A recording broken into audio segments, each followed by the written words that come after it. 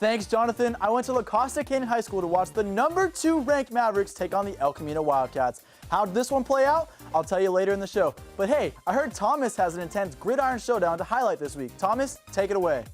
Thanks, Drake. The Vista Panthers and the Morse Tigers are loaded, and both are sitting at 2-1 going into this showdown. Which Predator will stay above 500? Let's jump right in the action and find out. Morse would receive the opening kickoff, but first you got the Vista Panthers coming out of the tunnel, the Big Reds ready to go. Vista drives down the field. In the red zone, they hand the ball off to Tyler Stacier, who bobs and weaves his way into the end zone. Panthers up 7-0. Second quarter now, Vista fumbles the ball, and it gets snatched up by Jacob Hicks, who scoops and scores from how far? 72 yards, Tommy. 72-yard score for the Morse Tigers, tying the game at 7. Later in the quarter, that man Tyler Stacier does it again, this time from 12 yards out to reclaim the lead for the Panthers. Third quarter, UCLA commit Shamir Martin throws up a prayer. Here it is. Here comes that prayer. It's way up in the air, but his prayer does not get answered. He gets picked off by the Big Red defense. Vista can't capitalize as Josh Davies sends a ball into space, but it gets snatched up by Michael Wright. Fourth quarter, Shamir Martin takes it 9 yards into the end zone. Can I get an 8 clap for the UCLA commit? That broke the tie. Next Morse drive, they fumble deep in their own territory, setting up solid field position for Vista. Next play, David Flores gets the handoff and barrels his way into the end zone. Panthers take the lead. Morse still trying to get things going, but they get pounced on by the Panthers, forcing yet another fumble. And deja vu, David Flores does it again, this time his second touchdown of the night for the Panthers. All right, too little, too late as Mr. UCLA Shamir Martin tries to make the score respectable for the #8 clap for the Morse Tigers, though the Panthers get the win big, 42-20. What a game for the Vista Panthers, knocking off the Morse Tigers defense off balance. That's right, and the Vista Panthers now advance to 3-1 on the season and will host the Mount Carmel Sun Devils next week. Back to you guys at the desk. Thanks, guys. Yes, this is an exciting game between the El Camino Wildcats and the #2 ranked La Costa Canyon Mavericks. However, the story of this one extends beyond the gridiron.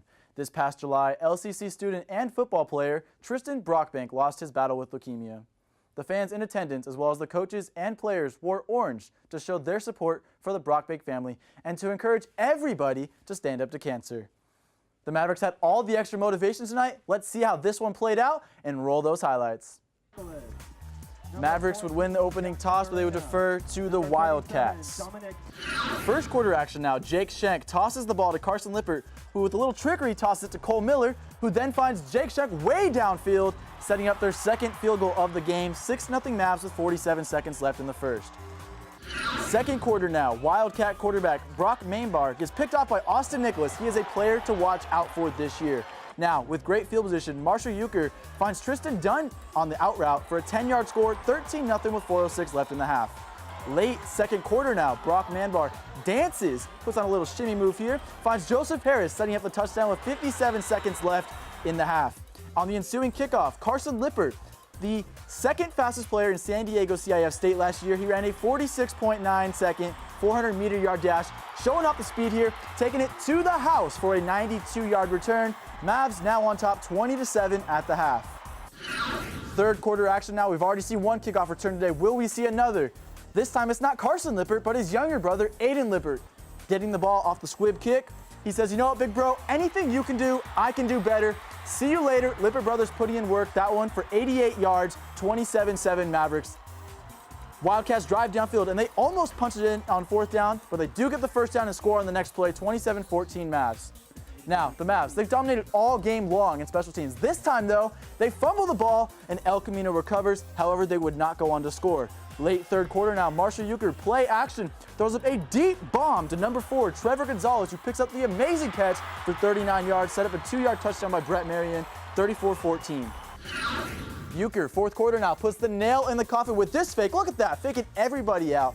Final score in this one will be Mavericks 41, El Camino 21. The Mavericks played their hearts out tonight, advancing to 4-0 on the season. Next week, they will host Oceanside High School. The Mavericks have also joined the 2018 Max Preps Touchdowns Against Cancer campaign. So every time the Mavericks score a touchdown from September 7th through the 28th, you can make a pledge. Visit maxpreps.com for more information. Back to you guys at the desk. Yeah, you know, Luke, Drake, Tommy, I'm really looking forward to how the Avocado League stacks up this year. Mission Hills is not the #1 favorite. You've got Torrey Pines, La Costa Canyon splitting first place votes. You have San Marcos and Mission Hills in the top 10 still. So Avocado League, definitely going to be exciting. La Costa Canyon, Torrey Pines. Tommy, how about you?